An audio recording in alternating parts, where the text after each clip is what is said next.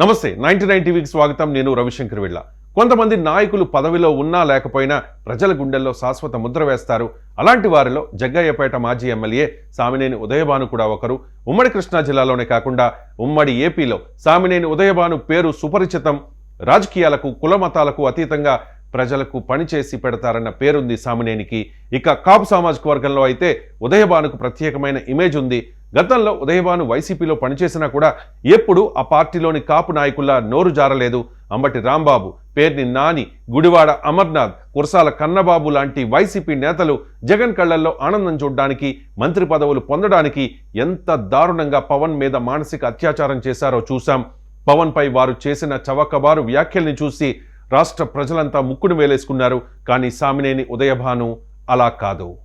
జగన్ సీఎంగా ఉన్నప్పుడు పవన్ కళ్యాణ్ పై విమర్శలు చేయకపోవడంతోనే ఆయనకు మంత్రి పదవి రాలేదన్న టాక్ ఉంది. ప్రస్తుతం జనసేనలో ఉన్న సామినేని ఉదయభాను ఆ పార్టీలోని సీనియర్ నాయకుల్లో ఒకరు. ఉమ్మడి కృష్ణా జిల్లాలో జనసేన పార్టీని బలోపేతం చేసేందుకు తన వంతు కృషి చేస్తూ ఉన్నారు. ఆయన గురించి చెప్పుకోవాలంటే చాలానే చెప్పుకోవాలి.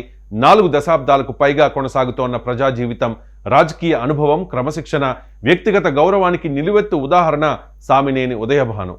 మారుతోన్న రాజకీయ పరిస్థితుల్లో కూడా తన వ్యక్తిత్వాన్ని కోల్పోకుండా నిలబడ్డ నేతగా ఆయనకు ప్రత్యేకమైన గుర్తింపు ఉంది. ఉదయభాను రాజకీయ ప్రయాణం కాంగ్రెస్ పార్టీలో మొదలైంది. 1999లో తొలిసారిగా జగ్గయ్యపేట నియోజకవర్గం నుంచి కాంగ్రెస్ అభ్యర్థిగా పోటీ చేసి ఎమ్మెల్యేగా గెలవడం ఆయన రాజకీయ జీవితంలో కీలకమైన మైలురాయి. ఆ గెలుపు వెనుక ప్రజలతో ఉన్న సన్నిహిత సంబంధం, ప్రజా సమస్యలపై పోరాడే తత్వం ప్రధాన కారణాలుగా నిలిచాయి.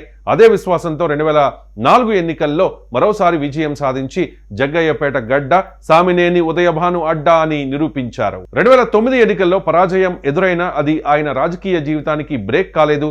రాజకీయాల్లో గెలుపు ఓటములు సహజమని భావించి ప్రజాసేవను కొనసాగించారు. ఆ తర్వాత రాష్ట్ర రాజకీయాల్లో వచ్చిన మార్పులు, కాంగ్రెస్ పార్టీ పరిస్థితుల నేపథ్యంలో ఆయన కాంగ్రెస్ను వీడి వైఎస్ఆర్ కాంగ్రెస్ పార్టీలో చేరాల్సి వచ్చింది. ఈ నిర్ణయం కూడా ఆయన రాజకీయ అవగాహనకు ఒక నిదర్శనంగా చెప్పుకోవాలి.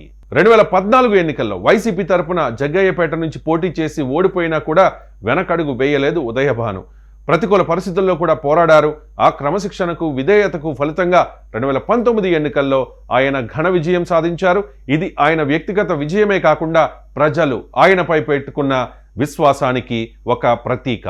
మంత్రి పదవి వస్తుందని ఆశించినప్పటికీ ఆయనకు జగన్ కేబినెట్లో స్థానం దక్కలేదు. అయితే ఆ విషయంలో ఎక్కడా అసంతృప్తి వ్యక్తం చేయకుండా ప్రభుత్వ విప్ బాధ్యతను బాధ్యతాయుతంగా నిర్వర్తించారు సామినేని. 2023లో తిరుమల తిరుపతి దేవస్థానం పాలక మండలిలో సభ్యుడిగా నియమితులవ్వడం కూడా ఆయనకు లభించిన గౌరవంగా చెప్పుకోవాలి. ప్రజా జీవితంలో సామినేని ఉదయభాను సంపాదించిన విశ్వసనీయతకు ఇది ఒక గుర్తింపు. ప్రస్తుత రాజకీయాల్లో బూతులు, విమర్శలు కామన్ అన్నట్లు మారిన పరిస్థితి. కానీ సామినేని ఉదయభాను భాష చాలా హుందాగా ఉంటుంది. అది అసెంబ్లీలో ఉన్నప్పుడైనా, పబ్లిక్లో అయినా కూడా. సామినేని ఉదయభానును ప్రత్యేకంగా నిలిపేది ఆయన సంయమనం. వైసీపీ అధికారంలో ఉన్న సమయంలో జగన్ కాపు నేతలతో పవన్ కళ్యాణ్పై తీవ్ర విమర్శలు చేయించిన సందర్భాలు చాలానే ఉన్నాయి. ఉదయభాను మాత్రం ఎప్పుడు పవన్ పై శృతి మించి విమర్శలు చేయలేదు. తన రాజకీయ మర్యాదను కాపాడుకున్నారు. ఇది ఆయన రాజకీయ సంస్కారానికి ఒక స్పష్టమైన ఉదాహరణ. 3 సార్లు ఎమ్మెల్యేగా, 2 సార్లు ప్రభుత్వ విప్పుగా సేవలందించిన సామినేని ఉదయభాను రాజకీయాల్లో పదవుల కోసం పాకులాడే నాయకుడిగా కాకుండా బాధ్యతలను గౌరవంగా నెరవేర్చే ప్రజా నాయకుడిగా గుర్తింపు పొందారు. మాటల కన్నా పనికి, విమర్శల కన్నా సంయమనానికి ప్రాధాన్యత ఇచ్చిన నేతగా ఆయన పేరు నిలిచిపోతుంది. సామినేని ఉదయభాను రాజకీయ ప్రయాణంలో గెలుపులు, ఓటములు రెండూ ఉన్నాయి. ఆశలున్నాయి, నిరాశలు కూడా ఉన్నాయి. అయినా ఎక్కడా కూడా తన వ్యక్తిత్వాన్ని తాకట్టు పెట్టని నాయకుడిగా, రాజకీయాల్లో చెరగని ముద్ర వేసిన నేతగా సామినేని ఉదయభానును చెప్పుకోవాలి. సామినేని ఉదయభాను కేవలం ఒక రాజకీయ నాయకుడే కాదు, ఆయన ఒక గురువు, మార్గదర్శి, రాజకీయ పాఠశాలలా పనిచేసిన వ్యక్తి. విద్యార్థి దశ నుంచే నాయకత్వ లక్షణాలను పునికి పుచ్చుకున్న ఉదయభాను తన చుట్టూ ఉన్న యువతలోని ప్రతిభను గుర్తించి వారికి సరైన దిశ చూపడంలో ప్రత్యేకమైన ముద్ర వేశారు. రాజకీయాల్లోకి రావాలంటే కేవలం పదవులే కాదు, ప్రజల పట్ల బాధ్యత, క్రమశిక్షణ, ఆలోచన సామర్థ్యం అవసరమనే విషయాన్ని ఉదయభాను తన చేతలతో నిరూపించారు.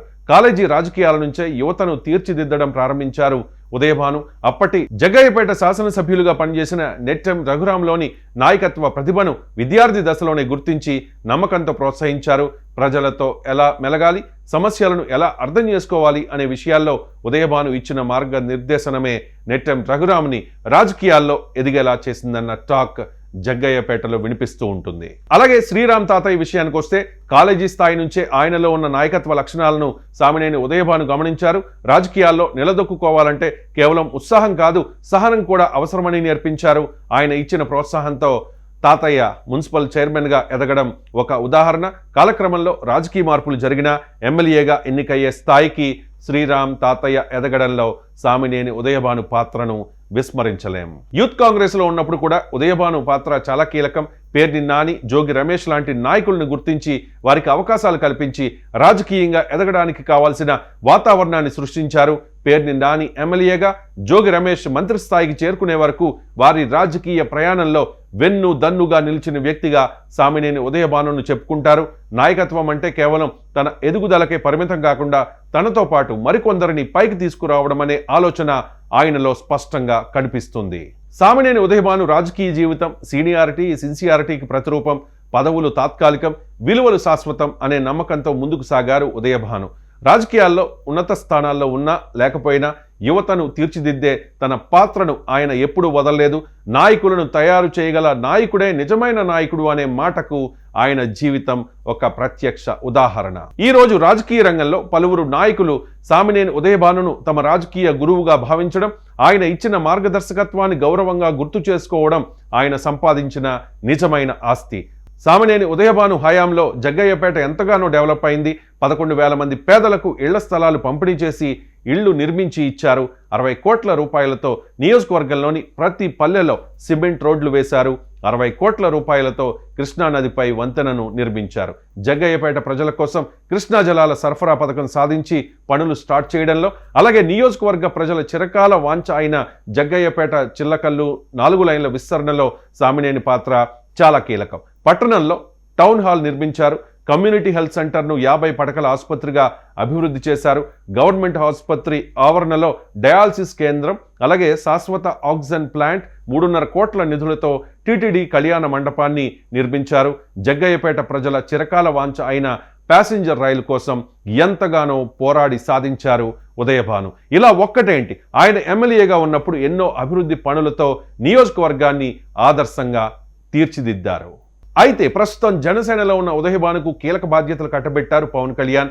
ఎన్టీఆర్ జిల్లాకు అధ్యక్షుడిగా ఉన్న ఉదయభాను పార్టీ నిర్మాణంలో తన వంతు పాత్ర పోషిస్తూ ఉన్నారు. జనసేనను గ్రామ స్థాయిలోకి తీసుకెళ్తూ ఉన్నారు. ఉమ్మడి కృష్ణా జిల్లా వ్యాప్తంగా ఉన్న ఉదయభాను అనుచరులు జనసేనలో చేరడంతో ఆ పార్టీ బలోపేతానికి బీజం పడింది.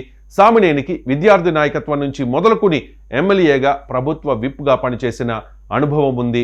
అయితే సామినేని ఉదయభానుకు ఉన్న పొటెన్షియల్ని జనసేన పార్టీ సరిగా యూజ్ చేసుకోవడం లేదన్న వాదన కూడా ఉంది. ప్రస్తుతం జనసేన పార్టీలో సామినేని ఉదయభాను సామర్థ్యాన్ని పూర్తిగా వినియోగించుకుంటూ ఉన్నారా అనే ప్రశ్న రాజకీయ వర్గాల్లో చర్చనీయాంశంగా మారింది. ప్రజలతో నేరుగా మాట్లాడగలగడం, సమస్యలను అర్థం చేసుకుని వాటిని పార్టీ విధానాలుగా మలిచే శక్తి ఉదయభానుకు ఉంది.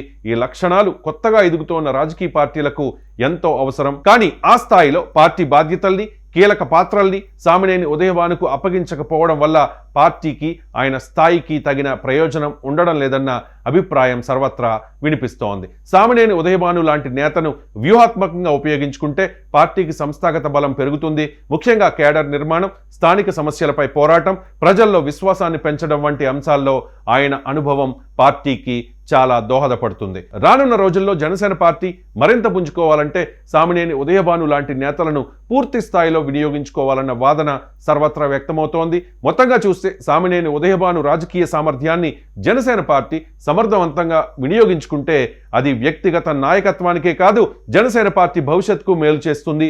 అనుభవం ఉన్న నాయకులను సరిగ్గా ఉపయోగించుకోవడమే ఒక పార్టీ ఎదుగుదలకు అసలైన బలం. ఆ దిశగా జనసేన పార్టీ అడుగులు వేస్తే రానున్న రోజుల్లో మరింత బలమైన రాజకీయ శక్తిగా అవతరించే అవకాశాలు స్పష్టంగా కనిపిస్తూ ఉన్నాయి. చూద్దాం ఏం జరుగుతుందో అన్నది. పవన్ కళ్యాణ్ మరి ఉదయభాను విషయంలో ఎలాంటి నిర్ణయం తీసుకుంటారు, ఎటువంటి బాధ్యతల్ని అప్పగిస్తారు అనేది చూడాల్సిన అంశం.